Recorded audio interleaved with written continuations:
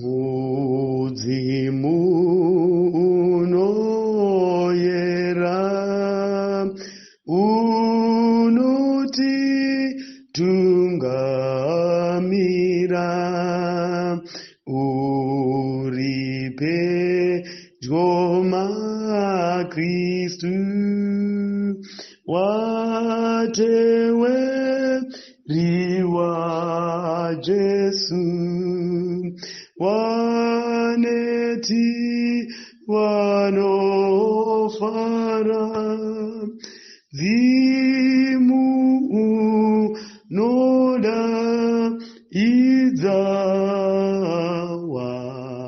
tiwa vambi uya nditewe rekumusha unesu dzefenguva unoda kubatsira musati fietega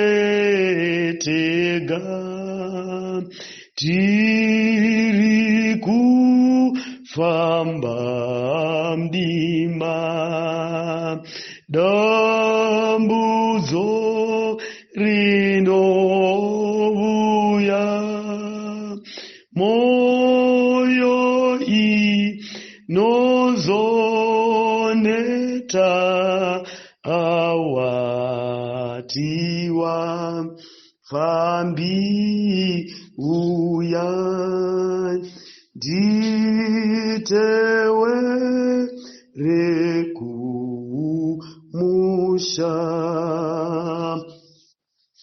Makadi vadikani, makadi yamanesha Mwari, toda kutenda Mwari munguva yamanheru ano vanongoramba vachitiwanira nyasha, vachititendera kuwana dzimwe nyasha pamusoro penyasha. Guyogwa ndandichimba gunoti mudzimu unoyera unotitungamirira. Uri pedyo namakristu vateveri vaJesu. Karamba uchinda nago gunoti vaneti vanofara nokuti mudzimu unodaidza. Unoti vafambi huyai mugonditevera kumusha. Mwari ngavatiitire zvakanaka. Toda kutenda Mwari vanotichengeta nokutipfuudza nepane dzimwe nzira dzakaoma dzeupenyu. Asi nyasha dzaMwari ngadzirambe dzinesu. Mwari ngavakuchengetei vadikani vangu. Mativi mane enyika kwamuri. Kuna United States of America, vari Germany, vari Zambia, vari kuIsrael, vari kuLondon, vari panana Botswana, South Africa. Mwari ngavakuchengetei. Chinhu chimwe chete chandoda kukuudzai nokukupa assurance ndechekuti there is a God in heaven who cares. Uyo unodzivirira kunjodzi dzose. Toda kutenda Mwari vacharamba vanesu, vacharamba vachitigwira hondo dzoupenyu patinogwa nokuvhara matsime. Mwari ngavatiitire nyasha vagone kumira nesu, titaure navo ive shamwari yedu, ive hama yedu munguva dzakaoma nedzisakaoma, tive shamwari dzaMwari. Mwari vatiitire zvakanaka vadikani, varambe vachidaro, vakurwirei pahondo dzose dzeupenyu. Toda kutenda Mwari vatisonganisazve mukati mezuva ranhasi, tichiinda mberi nenyaya yedu. Vharai matsime yatakambomisa nemhaka yepurogiramu yomunamato yatakange tinayo pamazuva apfuura. Mwari vatiitire nyasha. Tava pana vharai matsime pati 3. Mwari ngavakuitirei zvakanaka. Takavona isu Israeri papati 1 yatendeuka, yadzosera zvaMwari pazvaifanira kudzoserwa, yamira naMwari, yaramba vamwe vaMwari. Tikavona papati 2 Israeri yabva panyaya yezvitendero zvekare, yabvisa aritari dzose dzinorangaridza muvengi. Mwari vakatiitira zvakanaka. Tikaona kuti tine shinda dzatinovimba nadzo mukati mezvivuno zvedu, iaritari dzomuvengi, Israeri yoda kudzoka kuna Mwari yakaparadza aritari dzose dzaSatani. Ndatini tine zvimwe paaritari dzaSatani dzatiri kuchengeta. Tine mabhande mukati mezvanza zvedu, tine mvura dzatinovimba nadzo kukusha misha yedu tisati tavata. But kana pane sanitizer yakakosha, sanitizer yakatinakira mukati meupenyu ndiJesu Kristu. Chimwe choga choga chinotora nzvimbo yaKristu, denga rinenge rakatsamwa. Mwari ngavatiitire zvakanaka nemhaka yenyasha dzavo. Takasiyira papati 2 Hezekaya achitaurira varume vaIsraeri akati, vakomana rongedzai, tinofanira kundovhara matsime. Tikadzidza nyaya matsime kuti akanga achibuda muguta raIsraeri rakanga rakakombewa navavengi richierera richiinda muzviguta zvidoko. Saka Asiria vakomba Israel. Hezekiah unoti, aiwa, we are not powerful to face mambo weSyria face to face. MaAsyrians hatigoni kumirisana nawo. Ati we are not powerful, we are weak. Our army is weak. Nemhaka yenzara, nemhaka yezvimiro zvatinazvo, nemhaka yawa situation yatiri kufesa. But the best solution is to block and close the wells dzakanga dziri mukati maIsraeri kuti vasufocate maAsyrians. Tinoona Hezekiah unotenderana nevanhu veIsraeri kuti ngativhare matsime. Vanondinyira matsime, vanosumuka panguva imwe chete iyoyo. Mwari ngavatiitire zvakanaka. Tine matsime ari mukati meupenyu hwedu atinorarama nawo muchiKristu, atakabva nawo kare. Vamwe vane matsime eforya. Satani unorarama navo, unoita madiro mukati medzimba dzavo nemhaka yematsime asina kuvhagwa. Tikavona Israel yati the solution ndeye kubloka flowing yamatsime. Regai ndikuudzei vadikani, solution yokuti Mwari ashande mukati meupenyu hwangu nehwako, ngatibloke zvose zvatakavimba nazvo. Vamwe vanovimba namachinda asingagoni kuvabatsira. Vamwe vanovimba navarume vavo vasingagoni kuvadzikinura pazuva rorutongo. Vamwe vanovimba nevana vasingagoni kumira patime of salvation kana denga razarugwa Kristu wedu adzoka. Mwari ngavatibetsere pakuvhagwa kwematsime. Farai matsime part 3. 2 Chronicles chapter 32. Totangira pavhesi ya4 nhasi tigoguma pavhesi ya8. Vhesi ya4 inoti, naizvozvo vanhu vazhinji vakaungana vakadzivira matsime ose norukova rwakanga ruchierera napakati penyika iyo, vachiti, madzimambo eAsiria achasvikireiko akawana mvura zhinji? Mwari ngavakomborere kuverengwa kweshoko ravo. VaIsraeri vanoti vaudzwa naHezekaya kuti method yatinoda kustrategize nayo futi pasi vakomana hapagwiwi, makano pasi mauto ose dzokerai kuBharati. Chatinoda kungoita iye zvino, toda kutsvaka zvikomana zvihwindi zveparengi. Vamanye vandovhara matsime ari paGlenora, vamanye vandovhara matsime ari pane nechepakati peguta. Kana tavhara matsime, maAsyrians vachashaya mvura yekunwa, and they want to drink water. And solution yavachaita kuti vawane mvura kudzokera kwaAsiria kundotsvaka pekumwa mvura. Mwari ngavatiitire nyasha vanamai, Mwari ngavatiitire nyasha vanababa. We have many challenges in our lives. Tine hondo dzemhuri dzatisingagoni kugwa tiri toga. But kana wada kuti Mwari vapindire, kana wada kuti denga rifambe nenyaya dzako, vhara matsime. Pane vamwe vakaromba nokuti hama dzavo dzakaromba, asi nemhaka yaJesu unoti ini ndinoda kuvhara tsime. Mwari kana vachigwa hondo dzangu vagwe varivo pachavo, Mwari ngavakuitire nyasha, nokuti pane zvatakabata nemhaka yezvimiro zvoupenyu pane zvatakabvuma kwatiri.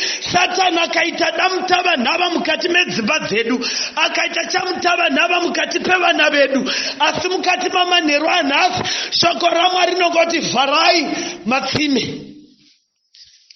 Saka Hezekiah unoti vakomana endei tindovhara matsime. Haisi nguva yokuwanza zvinhu zvizhinji, chinodiwa ike zvino kuvhara matsime. Ndati panyaya yako iwewe haisi nguva yekuwanza minamato, haisi nguva yekuredzwa munamato murefu. Munamato homwe unoshanda uripo ende ndio unoita kuti zvifambe, but panyaya yako pane matsime akashama anofanira kuvhagwa kutanga kuti ushamwari naMwari humutswe. Mwari ngavatiitire nyasha mukati meupenyu huno neupenyu hunovuya. Apo tichavhara matsime. Regai ndikuudzei vadikani, nyaya yematsime haumavhari nokuti even newe unenge uchiita sounoraramira patsime, but kana watarira kuna Mwari haufi rufu runovuya usiku kana munondo unovuya masikati, nokuti in heaven there is a God to protect his children. Pandinondovhara matsime pose pandaivimba napo kuti ndo pandichabuda napo, ndinondoudza Mwari kuti ndava kuvhara matsime. Mwari ndava kuvhara matsime. Satani wandishandisa kwenguva yakareba achiraramira patsime. Ndava kuvhara tsime Mwari mukati mamanheru anhasi nemazuva achatevera. It is my prayer, my brothers and my sisters, udzai Mwari kuti Mwari tovhara matsime.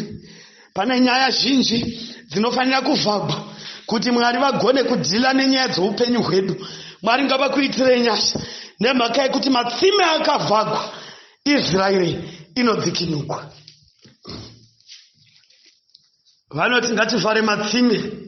Vhesi ya5, iye wakatsunga moyo akavaka rusvingo rwose rwanga rwakoromoka, wakaruvaka kusvikira pashongwe, norumwe rusvingo rwokunzevo akasimbisa miro paguta raDhavhidhi, akapfura nhumbi dzokurwa nadzo nenhoo zhinji. Zvikanzi Hezekiah wakatsunga moyo akavaka rusvingo gose. He rebuilt the walls. Mwari ngavatiitire zvakanaka. Pane patakakoromora ukama hwedu naMwari. Amuri kupawa here vana vaMwari? Ndati pane patakakoromora ukama hwedu naMwari. Pane patakaita maboyfriends akatichengeta akapinza nevana zvikoro, but we have damaged the relationship between you and your God, between me and my Savior. Panotoda kutsunga moyo. Hezekiah unoti atarira the army yamaSyrians, unoti ndotsunga moyo kuita rebuild the walls. Regai ndikuudzei vadikani, pane vane madziro, pane vane mawalls akakoromoka eukama naMwari, zvokuti kuti anamate kuna Mwari unohwa kuti handikani Mwari, I'm not worth it. Rega ndikuudze mudikani, panapa Bhaibheri rinoti Hezekiah kana iri nyaya yokuita rebuild the walls, wakatsunga moyo. You need to be bold enough to come back and face your God and face our Savior. Umuudze kuti God, I am rebuilding my relationship with thine Savior. Nokuti handikoni kupamira. Regai ndikuudzei vadikani, zvimwe unototsunga moyo. Zvinotsvaka moyo wakatsunga kusiya fodya yemumhino mbuya, muchiimba sabata rasvika mototi apo tinofamba muinzira Baba, imbiranyi toona nzira. Uchigara une handkerchief yokupukuta fodya wasuta uchipinda mucheche. Kuterera ndiyo basi nzira, kufara kuna Jesu nyemwerero basi kute. Ndati ini panotsungwa moyo. When you want to rebuild the walls, pakati poukama hwako naMwari unotsunga moyo. Zvikapana pa Hezekiah wakatsunga moyo kuti adzosere rusvingo rwakanga rwakoromoka, kuti adzosere kubatanidza masvingo emaguta, kuti nyika yavo yose yekwaIsraeri ive safe. You need to make sure that your children are safe. but zvawakabata zvakakoromora ukama hwako naMwari. Rebuild the walls. Mukati mamanheru anhasi, it is my call, my sisters and my brothers, my children, my daughters and sons. Regai ndikuudzei vana vangu, vakurudzai rusvingo ende unototsunga moyo. Mapawizise unotsunga moyo pane pawakaita sungano nowakaipa ukatendera kufa wakadaro uri muchivi. But rega ndikuvudze, Hezekaya oda kuvaka rusvingo patsva naMwari, unotsunga moyo. Bhaibheri harina kuzvita mavune kana vanyori kuti vataure kuti Hezekaya wakatsunga moyo. Regai ndikuudzei vadikani, zvimwe zviri mukati muupenyu hwedu, zvimwe zvinotinamatira, zvimwe tinotozikamwa nazvo munzvimbo, zvimwe zvativengesa munharaunda. But when you want to drop those and reunite yourself to your Savior, tsunga moyo. Tsunga moyo. Vachataura mashoko akawanda, tsunga moyo. Vachataura mashoko okukodora, tsunga moyo. Vachada kukudzosera kwawakabva, tsunga moyo. Hezekaya nevana vaIsraeri vakatsunga moyo. Mwari ngavatidetsere nokuti tinoda kutsunga moyo pakusiya zvose zvinotinamatira. Mwari vatiitire nyasha, tisongane mukati mezuva ramangwana, ngatinamatei. Toda kutendai Mwari mukati mamanheru anhasi. With thine power, thine glory, thine grace, we are here today before your throne. Tibatsirei kutsunga moyo. Tibatsirei Mwari kutsunga moyo. Takatsunga moyo pakuita zvakaipa, asi kutsunga moyo kuita zvakanaka tinokonewa. Tidzidzisei Mwari. Tibatsirei titsunge moyo. Tiriunaite ukama hwedu nemi mukati meusiku hwanhasi Mwari. We need the relationship between you and us. Titsungisei moyo. Titenderei kutsunga moyo Mwari. Mupedzise nesu pane nyaya dzedu dzimwe dzisingadi matare evanhu, but dzinoda the existence of the Almighty God. Tibatsirei Mwari. Tidzidzisei, tisimbisei. Toda kuisa vana venyu mukati mamavoko enyu. Pavanotsunga moyo, musavapfigira tsitsi dzenyu. Pavanotsunga moyo, to drop zvinhu zvavaisurvive nazvo. You know Mwari, unoziva zvinhu zvavairarama nazvo zviri kushe kwomurayiro wenyu. Vaitorarama nazvo for such a long time, and they cannot just drop those things. Kana vazvitsveta Mwari, kana vane moyo inoda kusiya, vatsungisei moyo. Muvashingise vagone tidhinaunza Satani nezvinhu zvake. Mazita Mwari mukati mamanheru tinotenda nyasha dzenyu dzinotichengeta muzita raJesu rinogara kusingaperi, mbiri nokubwinya tinozvipa kwamuri. Amen.